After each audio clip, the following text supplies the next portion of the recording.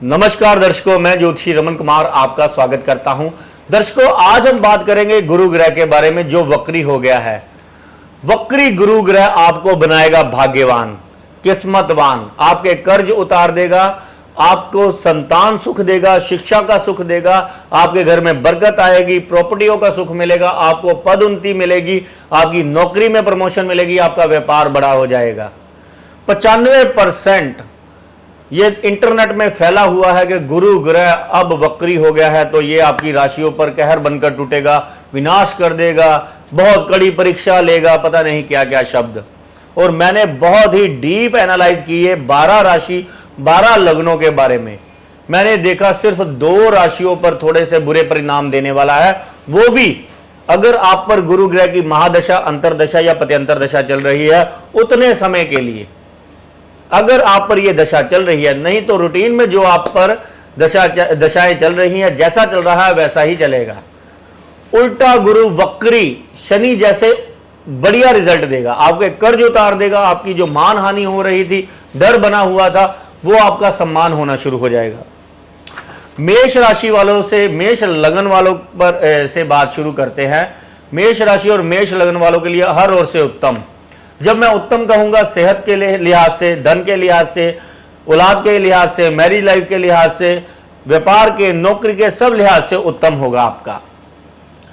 वृष राशि वालों को थोड़ा सा संभल कर चलने की जरूरत है। कर्ज जो है अगर आप लेने का विचार कर रहे हैं तो कृपया कर सोच कर उतना ही कर्ज लें, या कोई स्टेप उठाने वाले हैं, पार्टनरशिप करने वाले हैं, कोई नया काम, तो कृपया करके ये गुरु वक्री में आप ना करें, नहीं तो आपके लॉस के योग बन सकते हैं। लेकिन इससे भी डरने की जरूरत नहीं है। जो मैं आपको उपाय दूंगा पता ही नहीं चलेगा आपको कि गुरु वक्री कब हुआ था और मार्गी कब हो गया। मिथुन राशि, कर्क राशि, सिंह राशि, कन्या राशि, ये 4 राशियों के लिए अति उत्तम रिजल्ट देकर आने वाला है ये गुरु वक्री। आपकी किस्मत में जो बाधाएं आ रही थी, आप पर कर्ज चढ़ा हुआ था, आपकी प्रॉपर्टी नहीं बन रही थी, आपकी दुकान नहीं चल रही थी, आपका शादी नहीं हो रही थी, ये सारे सुख आपको मिलने वाले हैं। तुला राशि वालों के लिए थोड़ा सा, जो मेहनत वाले घर में, अगर आप देखिए गुरु ग्रह बैठे बिठाए नहीं कुछ देता, निरंतर आपको आपके ज्ञान में बढ़ोतरी करनी पड़ेगी, निरंतर मेहनत करनी पड़ेगी। निरंतर जब आप ज्ञान में अपने वृद्धि करेंगे, मेहनत करेंगे, तो गुरु ग्रह को कर्मों के वशीभूत होकर आपको फल देना ही पड़ेगा। गुरु ग्रह शुभ ग्रह है, जहां पर बैठ जाता है, मान लीजिए कि उस घर का थोड़ा सा नाश करता है, और जहां पर यह दृष्टि डालता है उस घर की वृद्धि करता है। ये आपके थोड़े से व्यापार वाले और मैरिज लाइफ वाले हाउस से गुजर रहा है, तो आपको मेहनत करनी पड़ेगी।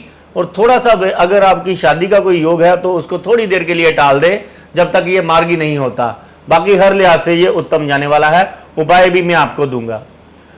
वृश्चिक राशि वालों के लिए थोड़ा सा ये बुरा जाने वाला है, क्योंकि वृश्चिक राशि वालों के ऊपर कर्ज के, नुकसान के, थाना, अस्पताल, कोर्ट कचहरी के, मान हानि के योग बने पड़े हैं। फैट इनकी बढ़ती चली जाएगी, वजन इनका बढ़ता चला जाएगा, लिवर संबंधी परेशानियां, अस्थमैटिक परेशानियां आएगी, एलर्जी परेशानियां आएंगी, एलर्जी से रिलेटेड। आपने वायरल का भी ध्यान रखना है, क्योंकि जब तक गुरु ग्रह आपके बीमारी वाले हाउस में बैठा हुआ है, कोई ना कोई आपको बीमारी सता सकती है, नुकसान हो सकते हैं, कर्ज चढ़ सकता है। तो कृपया करके हाँ, ये गुरु शुभ ग्रह है यहां पर बैठा, क्योंकि स्टार्ट इसका थोड़ा सा बुरा होगा, लेकिन जाते जाते ये सारा ही आपको अच्छा कर देगा। लेकिन थोड़े से महीने, आपको 2-3 महीने ध्यान से चलने की जरूरत है। धनु राशि के लिए, मकर राशि वालों के लिए, कुंभ राशि वालों के लिए और मीन राशि वालों के लिए, ये सारे जो राशियां हैं, धनु, मकर, कुंभ और मीन, ये हर लिहाज से सब ओर से उत्तम जाने वाला है।